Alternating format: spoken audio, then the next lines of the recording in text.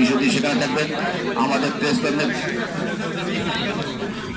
সেখানে আপনাদের শেষ করি আমরা সেই অনুষ্ঠানে প্রয়োজন এই হলে আপনাদের সবাইকে সেখানে আমরা আমন্ত্রণ জানাচ্ছি। আর আগামীকালকে কোথায় এটা তথ্য ভবনের সম্পাদক পরিষদ, নবগঠিত সম্পাদক পরিষদ, ন্যাশনাল ইউথ কাউন্সিল সংগঠনের আমাদের একটা আলোচনা সভা আছে, সেখানেও আপনাদেরকে আমরা আমন্ত্রণ যাচ্ছি। এ পর্যায়ে বক্তব্য রাখার জন্য অনুরোধ করছি আজকে অনুষ্ঠানের প্রধান অতিথি ফ্যাসিবাদ বিরোধী যে লড়াই, গণতন্ত্রের যে সংগ্রাম, বাংলাদেশ রক্ষার যে আন্দোলন, সে আন্দোলনে যিনি সামনের সারিতে দেখে নেতৃত্ব দিয়েছেন, বাংলাদেশের মাসিক গুম খুন থেকে রক্ষা করেছেন আমাদের সেই রাজপথের নেতা, এখন রাষ্ট্রীয় নেতা, সরকার পল্লী উন্নয়ন ও সমবায় মন্ত্রী এবং প্রিয় মহাসচিব জনাব মির্জা ফখরুল ইসলাম আলমগীর প্রধান অতিথির বক্তব্য রাখবেন। জনাব মির্জা ফখরুল ইসলাম আলমগীর।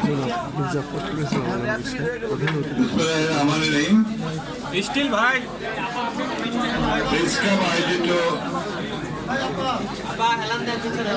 বাংলাদেশের মুক্তিযুদ্ধের ঘোষক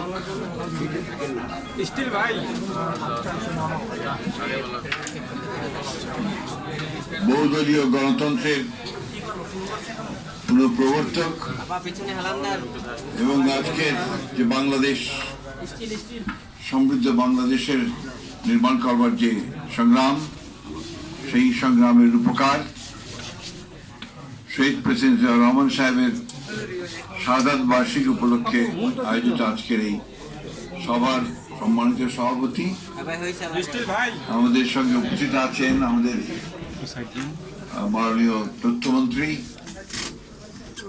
সম্মানিত সাংবাদিক নেতৃবৃন্দ, প্রেস ক্লাবের নেতৃবৃন্দ, প্রিয় ভাই বোন, আসসালামু আলাইকুম। গতকাল খেলা দেখেছি, আমার প্রিয় দল ব্রাজিলের। খেলা দেখতে গিয়ে একটু ক্লান্ত বোধ করেছি, যেটা এখন আর পুরোপুরি কাটিয়ে উঠতে পারিনি। তো যাই হোক, আমি আসলে এখনো খেলাধুলা দেখতে পছন্দ করি, ভালো লাগে। বয়সের তরুণ না হলে মনদের তরুণ অবশ্যই। তো শহীদ প্রেসিডেন্ট জিয়া রহমান সবে আলোচনা করতে গেলে এত অল্প পরিসরে এটা হয় না। কথা খুব সত্য কথা বলেছেন, আমার যেটা মনে হয়েছে আসলে তার উপরে গবেষণাটা এত অপ্রতুল, যেটা আমার মনে হয় যে এটা ইতিহাসের প্রতি কিছুটা আপনার কৃপণতা দেখানো, অবিচার করা হয়েছে। আমি যেটা অনুরোধ করবো, আমাদের তথ্যমন্ত্রী এখানে উপস্থিত আছেন, তার এখন সুযোগ আছে যে এই বিষয়টা নিয়ে শহীদ প্রেসিডেন্ট জিয়া রহমানের পুরো জীবনটা নিয়ে, তার কাজগুলো নিয়ে, তার চিন্তা ভাবনাগুলো নিয়ে একটা গবেষণা, অত্যন্ত মানে ভালো অনেক গবেষণা হওয়া প্রয়োজন। এখন পর্যন্ত আমি যতগুলো বই পড়েছি, আমার কাছে একমাত্র আমাদের বিশিষ্ট সাংবাদিক মাহবুবুল্লাহ সাহেব, তার বইটাই আমার কাছে সবচেয়ে ভালো এবং এত আপনার গবেষণা লব্ধ একটা বই, গবেষণা করেই তিনি কাজটা করেছেন, যেটা আমাদেরকে কিছুটা আপনার কাজ দেয়। যারা পড়তে চান তারা এটা পড়েন। শহীদ প্রেসিডেন্ট জিয়া রহমান আমাদের কাছে, আমার কাছে বিশেষ করে মনে হয়, আমি তার সবচেয়ে বড় জিনিসটা কোনটা দেখি, অনেক কাজ করেছেন এই 3.5-4 বছরের মধ্যে। তিনি প্রতিটি ক্ষেত্রে, একটা রাষ্ট্রের প্রতিটি ক্ষেত্রে তিনি হাত দিয়েছেন, চেষ্টা করেছেন শুরু করার। কোন বিষয়গুলো সবচাইতে আমার কাছে মনে হয় যেগুলো মৌলিক কাজ করেছেন, প্রথমটি আমার কাছে যেটা মনে হয় সেটা হচ্ছে যে আমি যে একজন বাংলাদেশি, আমি যে সেপারেট, আমার যে আলাদা আইডেন্টিটি আছে, আমি যে পশ্চিম বাংলার বাঙালি নই, আমি এই ভূখণ্ডের একজন নাগরিক এবং আমার যে আলাদা একটা সত্তা আছে, এটা তিনি এস্টাবলিশ করেছেন তার বাংলাদেশি জাতীয়তাবাদের যে তথ্য, সেই তথ্য দিয়ে। আমাকে যে কাজটা সবচেয়ে বড় কাজ মনে হয় তার। দ্বিতীয় কাজটি হচ্ছে যে তিনি যে কথাটা আমাদের তথ্যমন্ত্রীও বলেছেন, আমাদের হাই শিক্ষা সাহেব বলেছেন, যে শুধু সেটাই করেনি, যে বিশ্বাসটা তার ছিল যে গণতন্ত্র হচ্ছে সবচেয়ে উত্তম, যদিও সেটা একেবারে সবে একমাত্র নয়, কিন্তু এটা একটা নির্ভেজাল নয়, কিন্তু এটা একটা উত্তম শাসন ব্যবস্থা, যেটাকে একজন সৈনিক হয়ে তিনি কিন্তু নিয়ে নিয়েছিলেন এবং ওটাকে প্রাতিষ্ঠানিক রূপ দেওয়ার জন্য তিনি কাজ শুরু করেছিলেন। তিনি আপনি দেখেন যখন ৭৫ সালের পরে আপনার সেই ঘটনার পরে সমস্ত রাজনৈতিক দলগুলো কিন্তু এখন তন্ত্রবর্তী সমস্ত রাজনৈতিক বলতে আওয়ামী লীগ, আপনার মুসলিম লীগ এবং আরো অনেকগুলো দল ছিল, সমস্ত আপনার ছত্র খান কে কোথায় আছে অনেক কিছু নিজেরা শুরু করলেন। গণতন্ত্রে বিশ্বাস করে এই ধরনের দলগুলোকে মানুষরা তিনি এক জায়গায় আনার চেষ্টা করেন এবং এটা চেষ্টা করতে কিন্তু আওয়ামী লীগের কাছেও তিনি গেছেন, আওয়ামী লীগকেও ডেকেছেন, বলেছেন যে আসুন আমরা একসাথে কাজ করি। আওয়ামী লীগ আসেন, কিন্তু যারা এসছেন অর্থাৎ তখন বামের দল মুশির রহমানের ন্যাপ, আমাদের মুসলিম লীগ শাহজির রহমান সাহেবের, United people's party Kazi Zafar সাহেবের, এটাকে তিনি একখানে করেছেন। একখানে করে প্রথমে ফ্রন্ট তৈরি করেছেন, তারপরে তিনি ওর মধ্যে থেকে দল তৈরি করেছেন। প্রথমে জাগো দল, তারপরে তিনি বাংলাদেশ জাতীয়তাবাদী দল তৈরি করেছেন। উদ্দেশ্যটা ছিল একটাই, যে গণতন্ত্রকে তার নিজস্ব পথে চলতে দেওয়া। রাজনৈতিক দল ছাড়া, একটা গণতান্ত্রিক রাজনৈতিক দল ছাড়া গণতন্ত্রকে প্রাতিষ্ঠানিক রূপ দেওয়া খুব কঠিন। সেই কারণে তিনি বিএনপিকে তৈরি করতে চেয়েছিলেন একটা সত্যিকার অর্থেই একটা গণতান্ত্রিক রাজনৈতিক দল, যে কথাটা আমি সবসময় বলি। তার ক্যারেক্টারটা কি? লিবারেল ডেমোক্রেসি, উদারপন্থী রাজনৈতিক দল। এটা কোনো রেজিমেন্টের রাজনৈতিক দল নয় বা কোনো গোষ্ঠীভিত্তিক রাজনৈতিক দল। এটা তৃতীয়ত, তিনি বাংলাদেশের অর্থনীতিকে টেনে উপরে তুলতে চেয়েছেন। আপনারা মনে করেন যে ৭৪ সালে একটা দুর্ভিক্ষ হয়ে গেল, ভয়াবহ দুর্ভিক্ষ, এবং অমর্ত্য সেন বললেন যে এটা মানুষ সৃষ্টি একটা দুর্ভিক্ষ, অর্থাৎ আওয়ামী লীগের ব্যর্থতার কারণে এই দুর্ভিক্ষ হয়েছে, লক্ষ লক্ষ মানুষ মারা গেছে, আনবিলিভেবল। সেই দুর্ভিক্ষ পীড়িত এবং নিক্সনের ভাষায় একটা আপনার বটমলেস বাস্কেট, সেই দেশটাকে তিনি টেনে উপরে তোলার চেষ্টা করলেন। এই কথাগুলো কিন্তু আমরা সব জায়গায় বলি না সেইভাবে।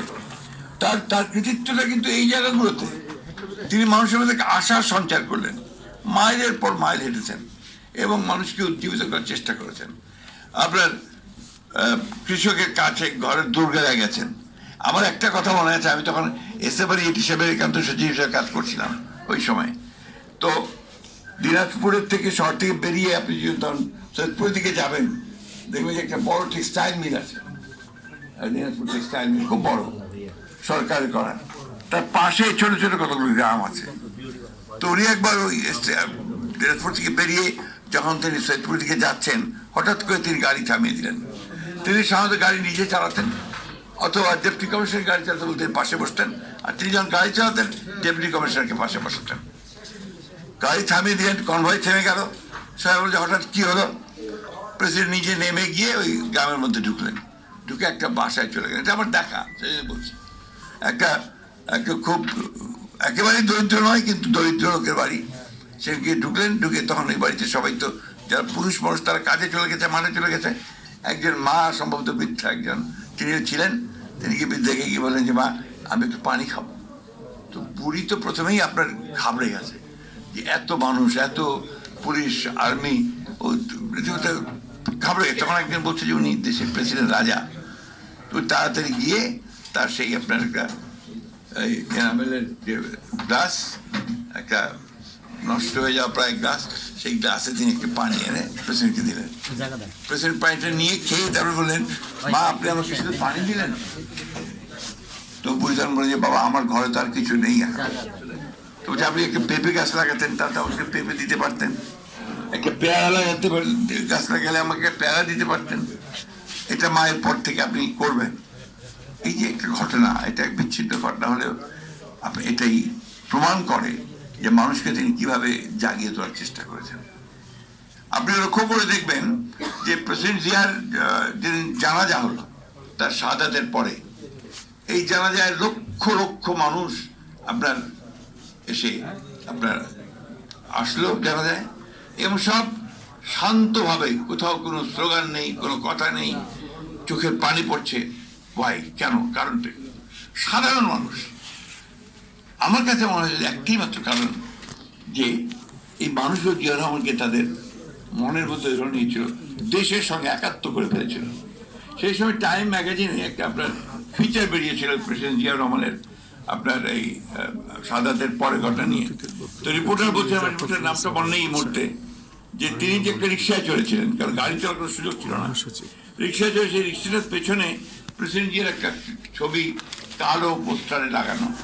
তিনি সেই রিক্সাওয়ালাকে জিজ্ঞেস করছে যে তুমি এটা লাগিয়েছো কেন? বলছে যে এই লোকটা আমাদের প্রেসিডেন্ট বলেছে, একে আমি ভুলতে পারি না আমরা। এবং আমরা এখন চিন্তিত এর পরে বাংলাদেশে কি হবে।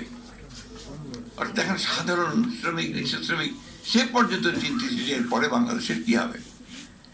জানাজাতে যখন আপনার লালবাগের বড় হুজুর সাহেব তিনি যখন দোয়া পড়ছেন, দোয়া পড়তে গিয়ে তিনি যখন বললেন, দোয়ার মধ্যে যখন বললেন আল্লাহ বাংলাদেশকে হেফাজত করো, তখন কিন্তু গোটা জানাজার যে ক্রাউড, লক্ষ লক্ষ মানুষের ক্রাউড ডুকরে কেঁদে উঠেছিল।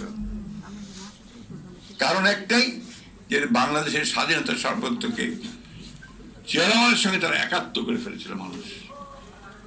এখানেই তার কৃতিত্ব, এখানেই তার যে কাজ, সে কাজগুলো যে স্বীকৃতি মানুষের কাছ থেকে তিনি পেয়েছেন। এক কথা বলে শেষ করা যাবে না, তো কোন দিকে নাই আপনার খেলাধুলা, নতুন কুড়ি, আপনার চলচ্চিত্র, তারপরে আপনার সঙ্গীত। এই যে আমাদের সৈয়দপুরের মেয়েটা কি নাম, বেবিনা দিন, তাকে ছোট্ট বাচ্চা তখন একটা অনুষ্ঠানে গিয়ে তিনি গান শুনেছেন, বলছে এই মেয়েটাকে তুলে ফেলো, ওটাকে ঢাকায় নিয়ে শিখে ভালো করে দিয়ে ট্রেনিং দিয়ে তাকে ভালো সঙ্গীত শিল্পী করো। আজকে বেবিনা দিন কথা দেশের আমাদের একজন নাম করা শিল্পী। এইভাবেই তিনি করেছেন। আপনার কৃষিতে আপনারা সবাই জানেন, শুধু খাল খনন না, আপনি এখন যে রিসার্চ ইনস্টিটিউটগুলো দেখবেন, rice research institute, agriculture research institute, sugar কেন ইনস্টিটিউট, প্রত্যেকের গিয়ে দেখবেন যে জিয়া রহমানের একটা ফলক লাগানো আছে।